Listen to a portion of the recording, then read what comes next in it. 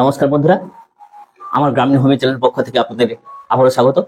আমি আপনাদের বন্ধু নিত্যানন্দ পাল আবারও হাজির হলাম আজকে মূলত বাচ্চাদের নিয়ে আলোচনা করার জন্য। বাচ্চাদের সর্দি, কাশি, জ্বর, পেটের সমস্যা, গলা ব্যথা, টনসিল কেমন প্রকৃতির শক্তি ব্যবহার করা উচিত, কতদিন ব্যবহার করবেন, তো এইরকম নানান বিষয় সম্পর্কে আজকে আলোচনা করব। ভিডিওটা অত্যন্ত প্রয়োজনীয় হবে, আপনার ভিডিওটা মনোযোগ সহকারে দেখবেন, অবশ্যই কাজে লাগবে। কারণ অভিজ্ঞতা কিন্তু কারোর কেউ কেড়ে নিয়ে যাবে না, সঙ্গেই থেকে যাবে। আমরা জানি যে বাচ্চাদের এই সময় সিজনাল জ্বর কিন্তু প্রচুর পরিমাণে আসে। বাচ্চারা কথা বলতে পারে না, ডেঙ্গু প্রকৃতির জ্বর।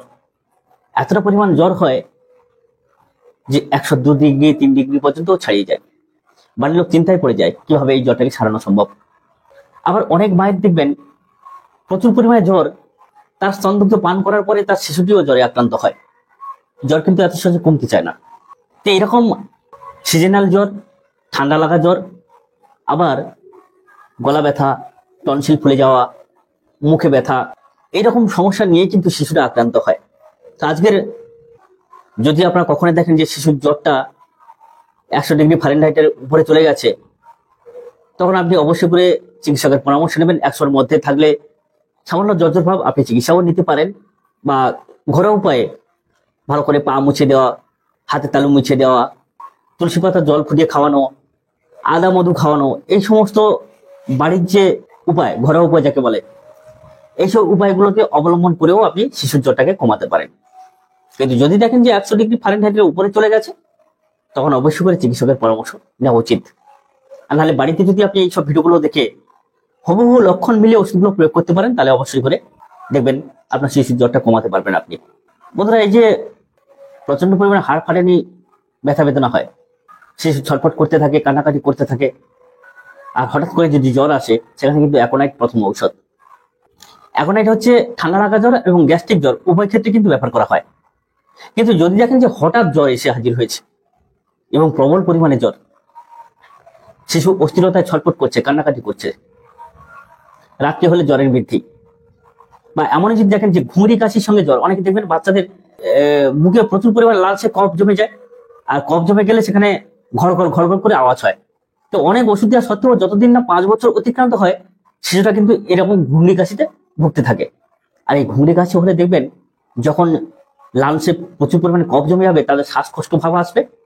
আর শিশুর জ্বরটা দেখবেন প্রচুর পরিমাণে জ্বর, নাকে হয়তো সর্দি নেই, কিন্তু এই বুকে যখন কফ জমে যায় তখন প্রচুর পরিমাণে জ্বর। আর সেই জ্বরের জন্য কিন্তু অবশ্যই করে আমাদের প্রয়োজন অ্যাকোনাইট ছাড়া কোনো ওষুধের সাধ্য নেই এই প্রকার জ্বরকে নিরাময় করবে। তাহলে অ্যাকোনাইট 6 ঘন ঘন প্রয়োগ করে আপনি সেই জ্বরটাকে কমিয়ে দেবেন।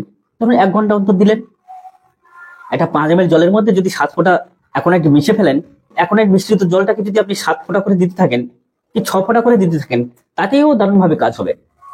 পরবর্তী ঔষধ হিসেবে আপনি স্পঞ্জিয়া দিন। স্পঞ্জিয়া দিলে কি হয়, লাঞ্চের যে কফটা বসে গেছে সেই কফটা সরল হয়ে যাবে, আরো ঘর ঘর বেড়ে যাবে, দিলে কফটা পায়খানার সঙ্গে বেরিয়ে আসবে। তারা তো কফ তুলে ফেলতে পারে না। তাহলে কখনো যদি দেখেন যে বুকে কফ বসে গিয়ে বা ঘুমরি কাশি জনিত কারণে বারবার জ্বরে আক্রান্ত হয়, জ্বরটা 1, 2, 3 ডিগ্রি পর্যন্ত ছাড়িয়ে যায়, তখন কিন্তু অ্যাকোনাইটের প্রয়োজন হয়। অ্যাকোনাইট প্রয়োগ করে আপনি জ্বরটা কমিয়ে ফেলবেন। পরবর্তীকালে কিন্তু আপনি অ্যান্টিমটার্ড হোক, কি কাশতে কাশতে যদি বমি করে ফেলে, সেখানেও অ্যান্টিমটার্ড। তবে বুকে প্রচুর পরিমাণ ঘরঘরানি চাই। আর যদি গলা সাঁই কোকিলের কুহু ডাকের মতো এরকম ছাড়া হয়, ট্যাথো দিয়ে যদি দেখেন যে এরকম ধরনের কু কু করে আওয়াজ হচ্ছে কোকিলের বাচ্চার মতো, তাহলে সেখানে ইপিকা। কাশতে কাশতে বমি করলে, বারবার বমি করলে, হিক্কা তুললে, সেখানেও ইপিকা। তবে ইপিকা আর অ্যান্টিমটার্ড এই দুটোকে গুলিয়ে ফেললে হবে না। অ্যান্টিমটার্ড দেবেন কাশতে কাশতে প্রচুর পরিমাণে ঘর্মাক্ত হয়ে পড়ে, রোগী নির্ঝুম হয়ে পড়ে। কিন্তু ইপিকাকে রোগী কিন্তু নির্ঝুম হয় না, সতেজ থাকে, কাশতে কাশতে বমি করে, হিক্কা তুলে ফেলে। কোনো কিছু খেয়ে আবার কাশতে কাশতে বমি করে। তো এরকম লক্ষণ দেখলে সেখানে ইপিকার। কিন্তু আজকে মূলত শিশুদের জ্বরের ক্ষেত্রে আলোচনা করা হচ্ছে। তাইও সেই জ্বরের জন্য আপনার যদি প্রচুর পরিমাণে জ্বর হয়, কফ বসে গিয়ে ঘুমরি কাশি জনিত কারণে, সেখানে কিন্তু অ্যাকোনাইট। তাহলে আসি বন্ধুরা, অ্যাকোনাইট কিভাবে প্রয়োগ করতে হবে সেটা কিন্তু বলে দিলাম। এবারে বেলোডোনায় কোথা ফিরে আসি। বন্ধুরা, গ্যাস্ট্রিক জ্বরের ক্ষেত্রে কিন্তু বেলোডোনা দারুণভাবে কাজ করে। এটা কিন্তু ঠান্ডা লাগার জ্বরের ক্ষেত্রে বেলোডোনা ততটা কাজ করে না। যাই হোক, এবারে কিভাবে বুঝবেন যে আপনি গ্যাস্ট্রিক জ্বর? দেখবেন নাকে সর্দি কম, পা ঠান্ডা, প্রচুর পরিমাণে মাথা গরম, চোখ মুখ লাল, গাল লাল, চোখ মুখ ছলছলে ফেল ফেলে। দেখলে মনে হবে বাচ্চাটা খুব হ্যাঁকাতি বা রেগে আছে, যাকে বলে হ্যাঁকাতে। যাই হোক, কথাটা একটু গ্রাম্য কথা, তবুও বলে ফেললাম যাতে করে সহজভাবে গ্রাম্য মানুষগুলো বুঝতে পারে। তাহলে চোখ ভীষণ প্রকৃতির লাল, টকটকে লাল, গালগুলো লাল প্রকৃতির হয়ে গেছে, সঙ্গে প্রচন্ড পরিমাণে মাথা গরম, আর পাটা ঠান্ডা। আবার অনেক সময় দেখবেন যে বাচ্চাটা পায়খানা করেনি, 2 দিন পায়খানা করেনি, কি 1 দিন পায়খানা করেনি, সকালে নিয়মিত সে পায়খানা করে, পায়খানাটা করেনি সে, কিন্তু নাকে সর্দি নেই দেখে বুঝবেন যে আপনি এটা গ্যাস্ট্রিক জ্বর। তাহলে সেখানে গ্যাস্ট্রিক জ্বর কমাতে গেলে অবশ্যই করে আপনাকে সেখানে ব্যবহার করা উচিত belladonna mother tincture. Mother tincture খুব দ্রুত কাজ করে। তো মাদার টিংচারটা আপনি কিভাবে ব্যবহার করবেন? 5 ml ডিস্টিল ওয়াটার নেবেন, নাহলে বাড়িতে গরম জল করে সেই জলটাকে ফুটিয়ে নেবেন। ফুটিয়ে নেওয়ার পরে একটা 5 ml ড্রপিং এর মধ্যে ভরবেন। সেই 5 ml ড্রপিংটা এমন ভাবে খালি রাখুন তার মধ্যে যেন 15 থেকে 20 ফোঁটা পর্যন্ত বেলোডোনা মাদার মেশানো যায়, মিশ্রিত করা যায়। এবারে সেই জলটাকে আপনি 7 ফোঁটা করে আধ ঘন্টা অন্তর, 1 ঘন্টা অন্তর, 2 ঘন্টা অন্তর এরকম দিতে থাকুন। দেখবেন খুব দ্রুততার সঙ্গে আপনার শিশুটা সুস্থ হবে। এই আমার বহু পরীক্ষিত, আপনারাও পরীক্ষা করে নেবেন।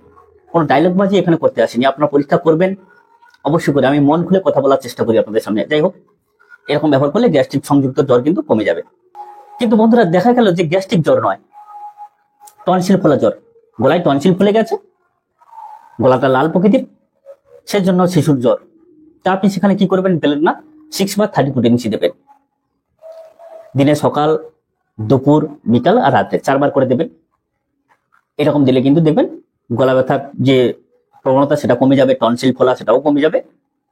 বন্ধুরা, এবারে আসি, যদি মুখে ব্যথা হয়, মুখে যদি ব্যথা হয় যে হালকা হালকা ঘামাচির মতো হয়ে গেছে, সেখানে জ্বর এসছে, মুখে লালা আছে, তাহলে সেখানে কিন্তু মার্শাল।